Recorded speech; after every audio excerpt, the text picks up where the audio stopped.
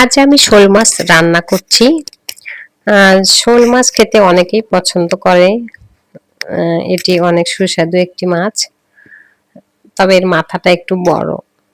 শোল মাছ চাকার পিসগুলো যেরকম হয় তার চেয়ে মাথাটা একটু বড় হয়। যাই হোক, এটি অনেক উপকারী মাছ। এই মাছটা অনেকেই যাদের মা হতে চলেছেন তাদেরকে বেশি করে খাওয়ায় গ্রাম বাংলার দিকে। যার কারণ হচ্ছে বাচ্চার মাথাটা নাকি একটু শক্ত হবে, ঘাড় শক্ত হবে, এই কারণে গ্রামে এই মাছটা বেশি পছন্দ করে প্রসূতি মায়ের জন্য। যাই হোক, আমরা অন্য সময়েও এটা খেয়ে থাকি, তবে এটি অনেক ভালো। আমি এখানে গরম তেলে পেঁয়াজ বাটা ব্যবহার করেছি। এটি পেঁয়াজ বাটাটা একটি হালকা বাদামি কালার হয়ে আসলে এর মধ্যে আমি সামান্য একটু আদা বাটা এবং রসুন বাটা হাফ চামচ করে দিয়েছি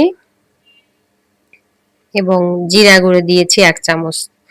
তারপর একটু নেড়ে চেড়ে নিয়ে সামান্য একটু পানি দিছি এবং হলুদ এবং শুকনো মরিচের গুঁড়া এবং লবণ দিয়ে আমি ভালোভাবে নাড়াচাড়া করে নিয়ে তারপর এখানে মাছগুলো আমি দিয়ে দিয়েছি এবং মাছগুলো উল্টে পাল্টে দিয়ে একটু কষানো হয়ে গেলে সামান্য একটু পানি আর একটু দিব, যেন আর একটু কষানোর জন্য।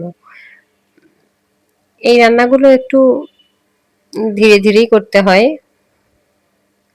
2-3 বার এরকম অল্প করে পানি দিয়ে আর একটু কষিয়ে নিয়ে আবার যখন ঝোলটা শুকিয়ে যাবে তারপর আর একটু পানি দিয়ে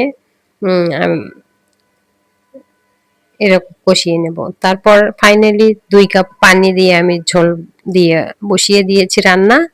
এবার 10 মিনিট রান্না হয়ে আসলে আমি এর মধ্যে ভেজে গুঁড়ো করে রাখা ধনিয়ার গুঁড়ো ব্যবহার করছি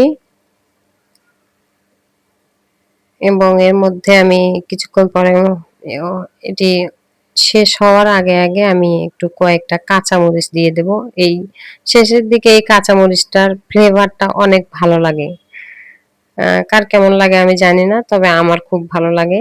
এটি প্রথমে দিলে হবে না, শেষের দিকেই দিতে হবে। দেখুন মাছটা হয়ে গেছে। এখন আমি এটি অন্য একটি বলে সার্ভ করব। মাছটা দেখুন কত সুন্দর কালার এসেছে। এইভাবে ঢেলে নিয়ে অন্য একটি বলে নিয়ে পরিবেশন করবেন, অনেক সুন্দর লাগবে। আসলে সবকিছু পরিবেশনের উপরেও অনেকটা নির্ভর করে সৌন্দর্যতা। আজ এ পর্যন্তই। আল্লাহ হাফেজ।